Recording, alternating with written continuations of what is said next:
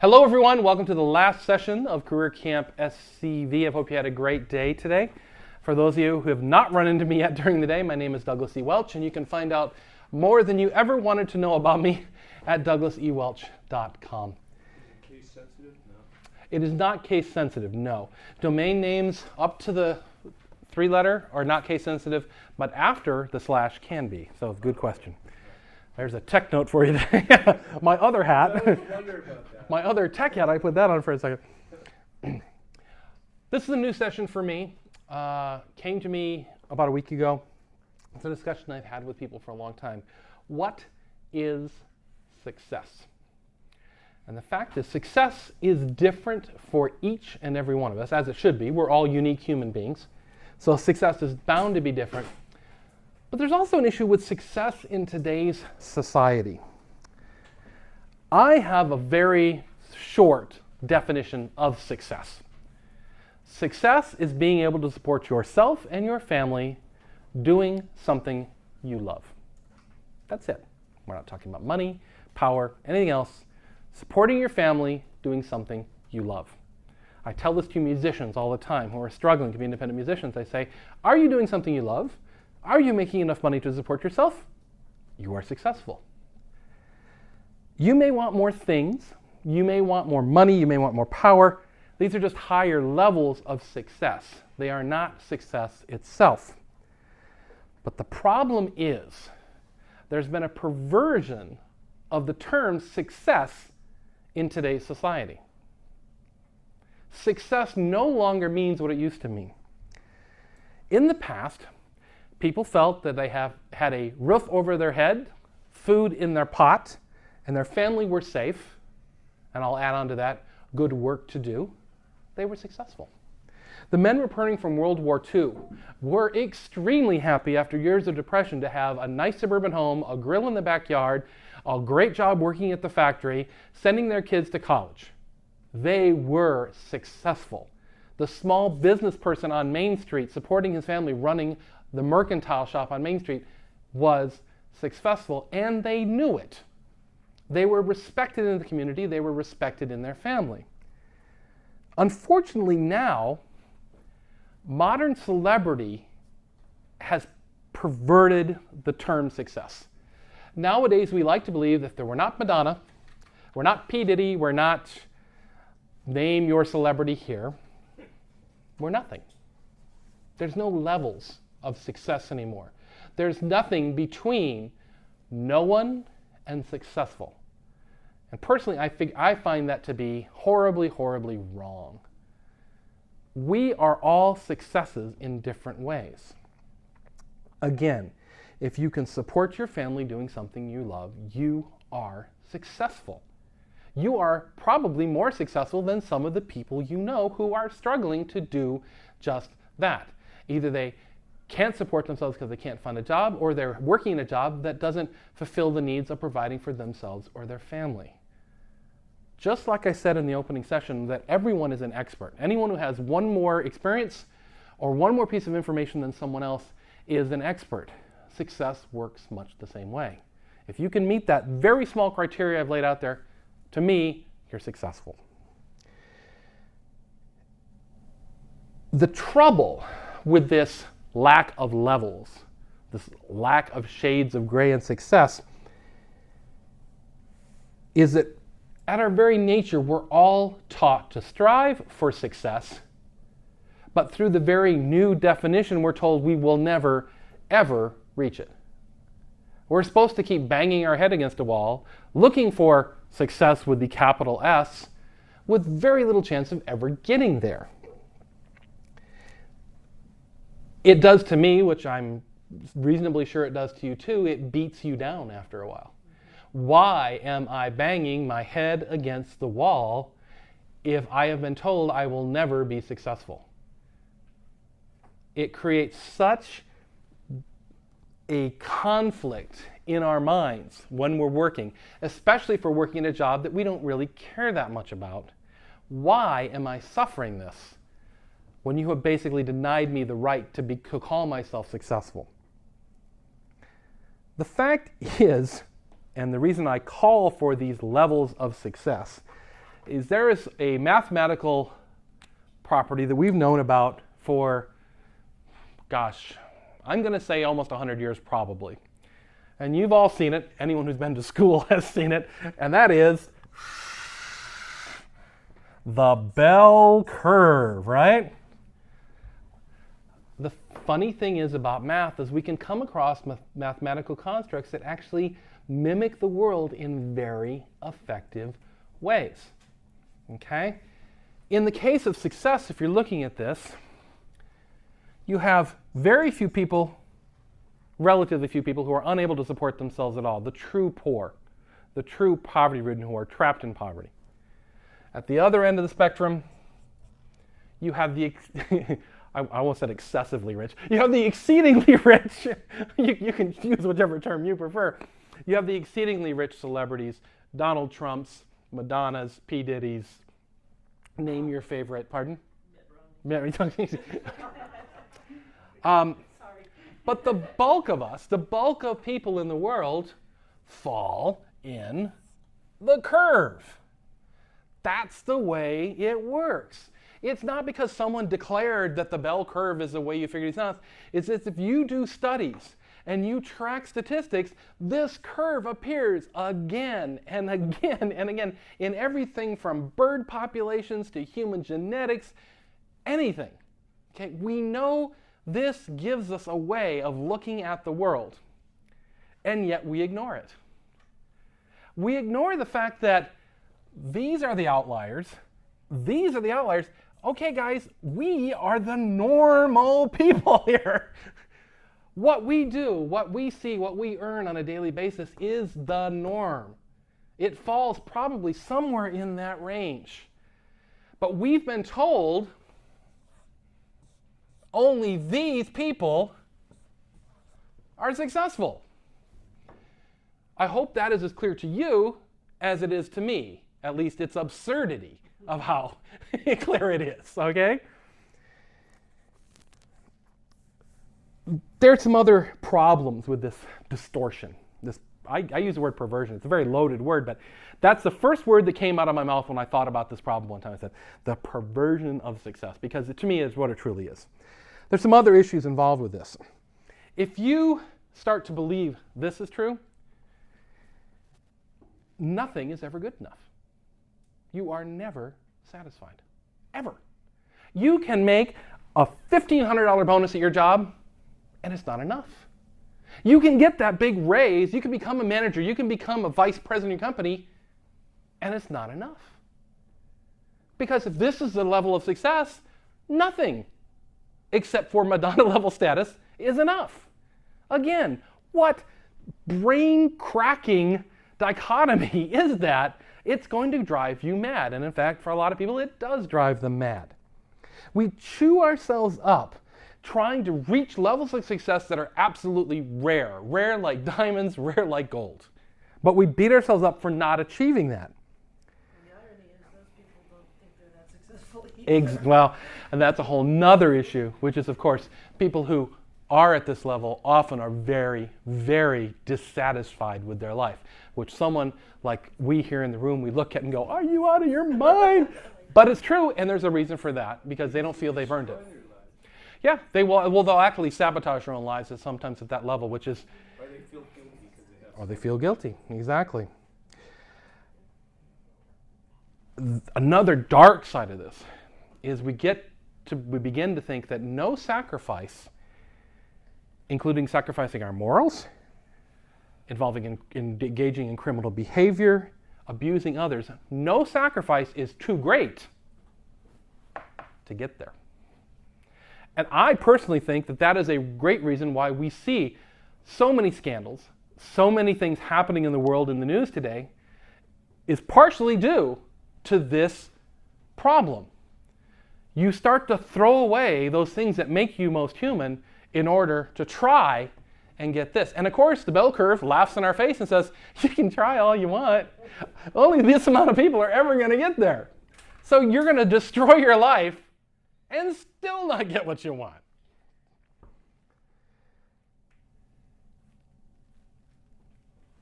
One of the most striking things I've seen over the last 10 years or so, is the willingness, the ability of people to even actively degrade and debase themselves in public in an attempt to reach celebrity. How many people watch Survivor? How many people watch Wipeout? How many people watch insert favorite reality show here? Those people have decided that nothing is more important than being a celebrity. That is really what they may tell you 100 ways to Sunday is something else. That's what they've decided. Nothing, not my ethics, not my morals, not my self-worth, my self-respect is worth the chance, not even getting it, the chance of celebrity. Okay? I want to reinforce in you, and I hope you already somewhat feel this way, how disturbing that truly is. And the damage it can cause not only to you and not only to them, but to everyone around them. Because everyone around them simply becomes a pawn in that game. Their families, their peers, their co-workers don't matter. That's what I'm after. Get out of my way. I hope to bring forth in you a new look, a new understanding, a new paradigm for success. Okay? This is something I'm trying to live in my own life, and I think you would benefit greatly from living it in yours as well. Now, first of all, I'm not telling you to stop striving. One of the great abilities of humans is our ability to learn and to grow and to do amazing things. We have put man on the moon. Not once, several times. We have people flying over our head right now in space. We can do amazing things. We can strive for those things. What I'm asking you to not do, stop striving for this. This, for the most part, happens on its own. You either are or you aren't. You get struck by lightning or you don't. You can try all you might, but the number of people who actually reach that level of success is just very small. There's just nothing you can do about that. What I want you to do is I want you to focus your attention here. I want you to understand that there are things each of us do, no matter how mundane we might think them in our lives. When I sit down and pay the bills, I'm being a success. I can pay my bills. I can write the check for my mortgage. I can write the check for my grocery bill. I can do those things. I have accomplished that. I am living a life that I am happy with. Now, I'm also not telling you to ignore opportunities that come your way. Because the fact is, sometimes these opportunities that happen to fall in our lap are what can lead to something like this. Just by sheer dumb luck. It's just being in the right place at the right time. So don't stop looking for opportunities that present themselves. Those are great gifts that you're given. You happen to meet that right person here at Career Camp. You happen to sit down at coffee next to someone who has a great idea that ties in perfectly with your idea. You happen to meet the right mate for your spouse. I look back on, I met my wife on the first night of fall semester, my freshman year in college, through sheer dumb luck. And we've been married for 26 years. There's so many different ways that could have just blown apart and never would have met her. But the opportunity presented itself, and it's been a wonderful opportunity. So don't ignore those opportunities when they present themselves. Sometimes we think, I can't take that job because that's too much of a change. I think, no, think about it. You owe it to yourself at least to think about it. Maybe it's in a different industry. Maybe it's in a slightly different type of work. Maybe someone has seen in you something you don't see in yourself. At least investigate it. At least check it out and say, maybe I could do that. That is where your true power and success comes from, is by following those opportunities that present themselves. Another stricture we put on ourselves is we'll often say, I won't take that job. That job doesn't pay enough. I want the job that pays $500,000 per year. Well, wouldn't we all? The fact is, you don't know. Maybe that job that pays 100,000 leads to the job that pays 500,000 or more or more or more. You can't tell. If the job matches your interests, your desires, your skills, investigate it. To disqualify it simply because it isn't at a level that you hope to reach someday in the future, don't do that. You're only hurting yourself. You're only denying yourself a chance at this success in hopes of attaining this success. Okay?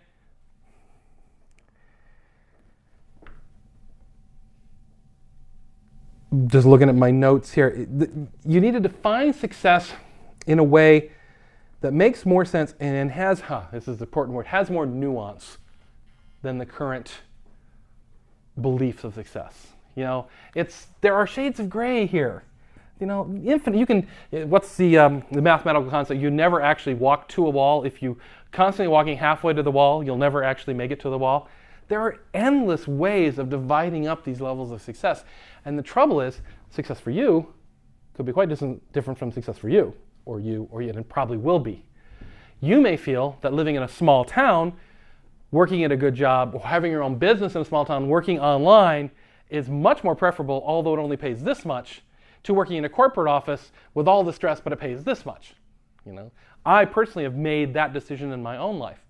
I often describe it as I buy time. I have time to spend with my son. I've always had time to pick him up from school, drop him off from school, go to school events during the day, because I work for myself. I can make my own schedule.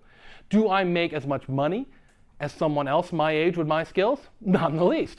But you know what? I don't care. Because it's those people who come to me and say, oh, I can't go to the ball game, I had to work late. Oh, I missed him hitting the home run. Oh, I couldn't go see him in the play. They miss their children's lives. That's important to me. Other people, maybe not so, and that's fine. Typically, though, if they're complaining about it, it does affect them. They are upset about it, but they've given that away in search of something else. So we all have to decide for us what we want out of this. We also, and I will say this of everyone, myself included, we undervalue our own achievements. Someone will say, hey, that was a great day. Oh, no, it was nothing, really. No, found a recipe online. It was nothing. We always do that. We've got to stop doing that. We really do. We have to realize our own achievements and understand that was a good meal. And I'm proud of that, and I will do that again. We have to look at ourselves through others' eyes sometimes. We have to let someone praise us and simply stand there. And being in theater, where I came from originally, that's my degree is in theater. One of the first lessons I had to learn was simply when someone comes up and saying, oh, what a great show, you did so well. And just simply sitting there, taking it in and just saying, thank you.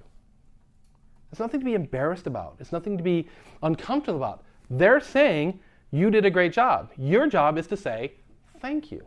To say anything else insults the person who is praising you. You've just said that their opinion doesn't matter to you. I want you to put yourself in their shoes and see you through their eyes. They saw something in you, if they're speaking genuinely, which most people do. They saw something in you that was exceptional. Take that. Accept that. Accept that as a success in your long road of overall success. The next time someone says thank you, the next time someone praises you, I want you to just stop and say, thank you. It will feel awkward as hell. Okay? I must admit, the first couple of times, it will just feel like you didn't say the right thing. It is really the best thing you can say in any occasion. Someone says to you, thank you for doing X, Y, and Z, you simply say, you're very welcome. When I deal with my clients in their homes and stuff, I had to think, what do I say in response to that? They're very happy that I was able to solve their problem, that I was able to do what they needed done. And so they say, thank you so much for that. And I simply say, you are very welcome. Because they are. I love doing the work I did for them. I am happy it turned out well. I'm returning their praise in a way that is appropriate. I'm not saying, how many people do this? Oh, no problem. Well, what's that mean? But, that just puts people off. It's like, what do you mean there's no problem? Of course it wasn't a problem. I paid you to solve the problem. It just turns into a really weird conundrum, both of words and of thought. So just take that. it's really important to getting a better grip on this whole concept of success.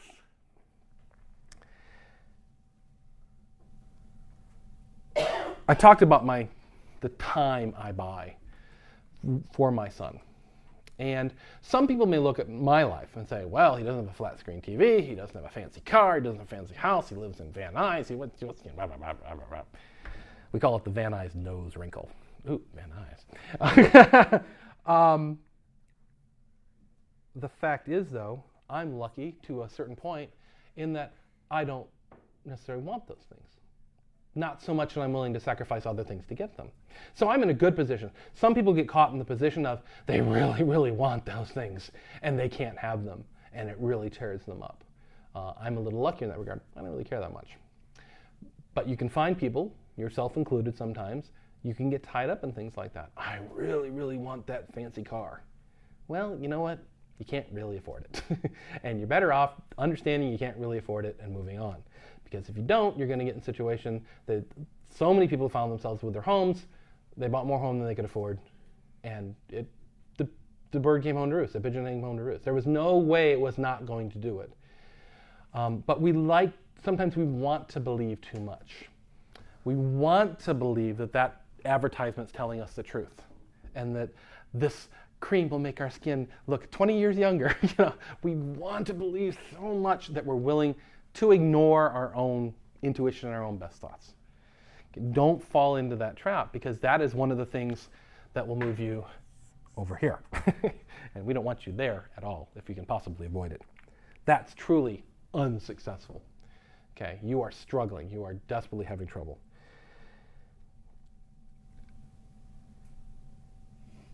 This is the trouble with the new talk, is I have to I have to look at my notes and go, okay, yeah, I have to kind of calibrate as I do it. Basically, I'm wrapping up here. So what I'm going to do now is I want to see if there are any questions or any statements. What do you feel about success? What do you feel about this? Are you running into this in your own life? Do you have any questions about it? Is there something we can talk about? Asking people to talk, always a scary thing. Yes, Phil? It kind of hit home. I have a problem with that. I've had since I was 16. I wanted to be a millionaire by the time I was 30. Oh, the time. Oh, that's a great one. Millionaire. Oh, millionaire. I'm Elmer J. Fudd, millionaire. I own a mansion and a yacht. Isn't that the cartoon? No, $1 million doesn't mean buy a house and a Yes. car. Okay, so what you've experienced is what so many of us experience. I got to be married by the time I'm 23. I was married at 22, so sweetheart, quiet. I thought I was picking a good time, sorry. I have to have my first child at 25. I have to have my second child at 26. I have to be a VP by the time I'm 30, and I got to be a millionaire by the time I'm 35. Because somewhere in the vast past experience of humanity, that is the timeline we've all been given. This must be achieved.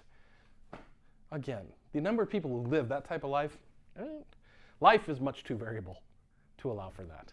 Life gets in our way. In some cases, it can happen in both ways. Some cases, we can have tremendous success early in our life just because of the things worked out.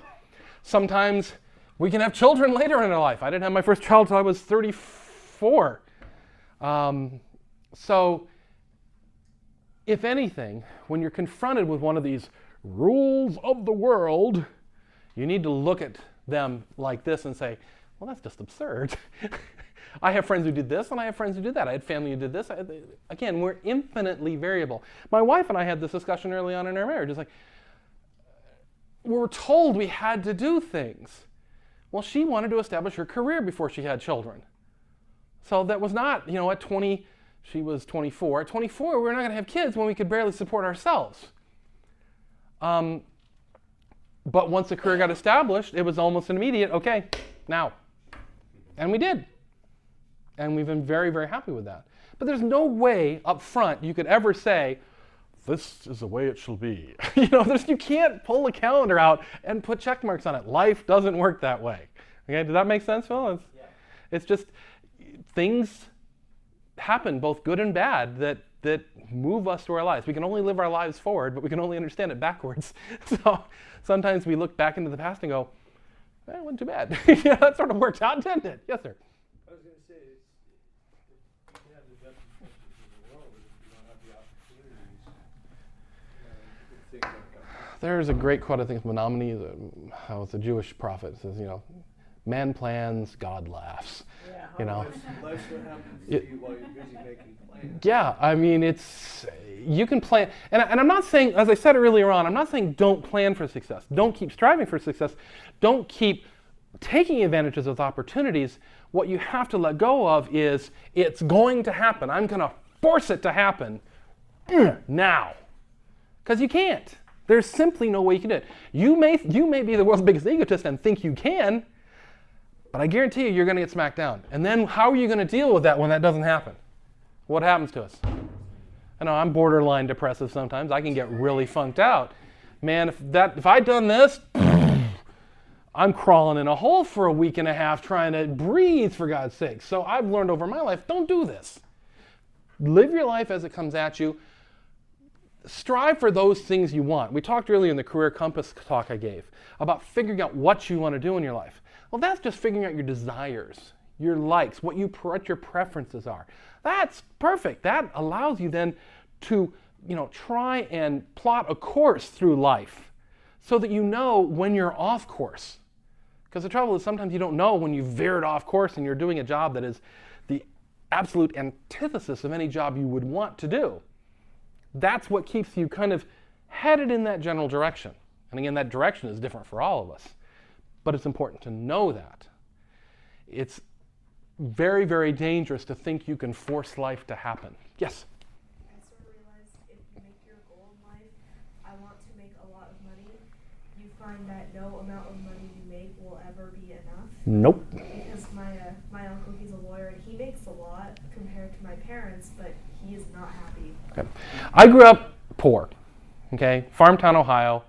We were middle class up until the time I was in junior high. My father lost his full-time job. We became lower class poverty-ridden when I was growing up, junior high. So I knew about it. I understood. At 13, 14, you understand when you're poor, especially when you haven't been poor. The fact is, if you certainly say to yourself, okay, 100K, I'm rich. You get to 100K, get 100K in the bank. Well, that's not enough. I can't buy that private jet I've been looking for. And so the number goes up, and the number goes up, and the number goes up and up and up. You're right, you'll never reach it. I would love, this going back to my childhood story, I would love in my life to have custom tailored shirts. I am abysmally hard to fit in clothing, okay? I am just the wrong shape, blame it on my genetics, whatever. I would love to have custom made shirts that fit well and that look nice. I'm not going to go and pay $1,000 for a shirt. I can't, my upbringing, there is no way, because that to me is still a hell of a lot of money. And I will always think that way because of the way I grew up. Now, to overemphasize that is not always good either. You can, there's a book called Rich Dad, Poor Dad, and shows how people like myself who've grown up poor can actually have problems being successful because we have, just like the people who are striving for a certain amount of money are have a distorted view of success, people who didn't have money have a distorted view of success too. So it can go both ways. But it just goes to show you that you can, just because of my upbringing, I will never, $1,000 is expensive for me. If I have to write a check for $1,000, I'm like, I wrote the check for the down payment of my house and could barely move the pen. I was apoplectic. It's like, and I knew I had the money in the bank. I knew it. It wasn't like I was, making anything up. I had the money, but just to write that check was just unbelievable to me that I would ever write a check for that amount of money. So don't think of that. Don't think of money as the end-all, be-all for sure. Yes. Did you read The Millionaire Next Door? Yes. Yeah, that's a good book for people to read. Money, there's a whole bunch of cliches about money. Money is a way of keeping score. I win. I had more money when I died, so I win. Well, fat lot of good that did you, didn't it? Your question in the back. No, it's more of a statement. Statement, please. Something that you had said. You made a statement, don't tell someone no problem. The mistake I used to make, my wife looked at it. I used to say, they're not, which means it's nothing. And she caught me one day and she said, don't say that. She said, in certain situations it's okay, but in most situations, just as it's insulting. And I never realized the looks I was getting from people when I would say that. And here I thought I was being familiar with them, and it was so. Well, that's a double whammy, because it's a human thing and it's a cultural thing. So you were all tied up in all of that. And I do tell people, de nada always struck me odd. I don't speak a lot of Spanish, but de nada, it's nothing. Well, no, it's not nothing. It was something. You really helped me out here.